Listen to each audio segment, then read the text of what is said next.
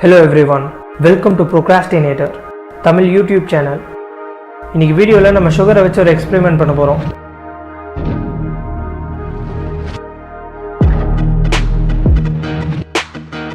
இந்த வீடியோவை நாங்கள் எஜுகேஷனல் பர்பஸ்க்காக தான் பண்ணியிருக்கோம். இதை நீங்கள் வீட்டில் ட்ரை பண்ணி பார்க்க வேண்டாம். Be responsible and be safe. வாங்க வீடியோக்குள்ளே போகலாம். இந்த எக்ஸ்பெரிமெண்ட்டை பண்ணுறதுக்கு நம்மளுக்கு கொஞ்சம் சக்கரை தேவை. நம்மளோட பழைய வீடியோவில் சுகரை யூஸ் பண்ணி எப்படி பாம்பு பட்டாஸ் பண்ணணுன்றதை பார்த்துருக்கோம். அந்த வீடியோவை நீங்கள் ஒன்றும் பார்க்கலன்னா அந்த வீடியோக்கான லிங்க் நான் டிஸ்கிரிப்ஷனில் கொடுத்துறேன், நீங்கள் அதை அங்கே போய் பார்த்துக்கலாம். நம்ம ஜென்ரலாக வீட்டில் யூஸ் பண்ணுற சக்கரை எடுத்து ஒரு இடத்துல இந்த மாதிரி கொட்டிட்டு அதை பற்ற வச்சோன்னா அது பற்றிக்காது. அதுக்கான காரணம் என்னென்னா, சுகரை இந்த மாதிரி நம்ம ஒரே இடத்துல வச்சுருக்கும் போது அது எரியக்கூடிய அளவுக்கு அதுக்குள்ளே ஆக்சிஜன் சப்ளை இருக்காது. இப்போ நம்மளோட எக்ஸ்பெரிமெண்ட்டை பண்ணுறதுக்கு நம்ம கிட்டே இருக்கிற சர்க்கரையை பவுடர் ஆக்கிக்கணும். கிரானுலேட்டட் சுகரை பவுடர் ஆக்குறதுக்காக நம்ம அதை மிக்சியில் போட்டு அரைச்சி கூட பவுடர் ஆக்கிக்கலாம். இல்லைன்னா பவுடர்டு சுகர் பாக்கெட்டை நீங்கள் கடையிலேருந்து கூட வாங்கிக்கலாம். ஃபஸ்ட்டு இந்த மாதிரி ஒரு சின்ன கண்டெய்னர் எடுத்துக்கோங்க. இப்போ இந்த கண்டெய்னரில் பவுடர் சுகரை நல்லா கொட்டிட்டு அதை நல்லா டைட்டாக மூடிடுங்க. சப்போஸ் உங்கள்கிட்ட இந்த மாதிரி ஒரு கண்டெய்னர் இல்லைன்னா நீங்கள் ஒரு சின்ன பிளாஸ்டிக் பாட்டில் எடுத்து அதோட மூடியில் இந்த மாதிரி ஒரு சின்ன ஓட்டையை போட்டு கூட அதை யூஸ் பண்ணிக்கலாம்.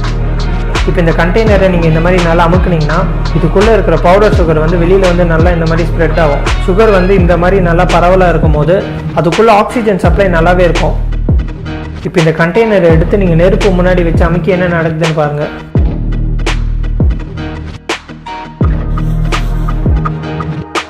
அது பயங்கரமாக பற்றிக்கும்.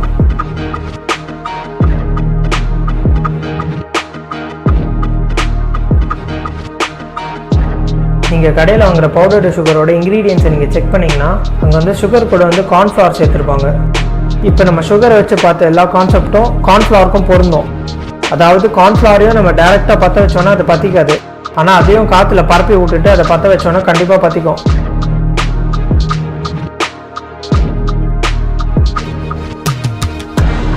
இந்த எக்ஸ்பெரிமெண்ட்டை நம்ம அடுத்த லெவலுக்கு கொண்டு போகிறதுக்காக கண்டெய்னரில் பவுடர்டு சுகர் இல்லைன்னா கார்ன்ஃப்ளவரை போடுறதுக்கு பதிலாக கொஞ்சம் சுகர் இல்லைன்னா கார்ன்ஃப்ளவரை நம்ம வாயில் கொட்டிட்டு அப்புறம் நெருப்புக்கிட்ட போய் இந்த மாதிரி ஊதணும்னா அது பார்க்குறதுக்கு ஒன்றும் கெத்தாக இருக்கும்.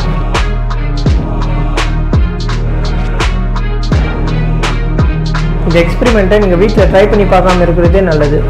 அப்படி ட்ரை பண்ணி பார்க்கணும்னு நினச்சிங்கன்னா கண்டெய்னர் இல்லைன்னா ஒரு பிளாஸ்டிக் பாட்டில் யூஸ் பண்ணி ட்ரை பண்ணி பாருங்கள்.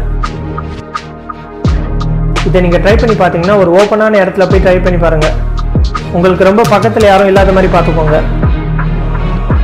இந்த எக்ஸ்பெரிமெண்ட்டில் நம்ம நெருப்பு யூஸ் பண்ணுறதுனால இது ரொம்பவே டேஞ்சரஸான ஒரு எக்ஸ்பெரிமெண்ட். ஸோ இன்னைக்கு வீடியோவில் நம்ம கார்ன்ஃப்ளவர் அப்புறம் சுகர் எப்படி பற்ற வைக்கணுன்றதை பார்த்துருக்கோம். ஸோ இன்னைக்கு வீடியோவில் அவ்வளோதான். ஹாப்பியாக இருங்க, ஃபன் பண்ணுங்கள். அடுத்த வீடியோவில் பார்ப்போம். பாய்.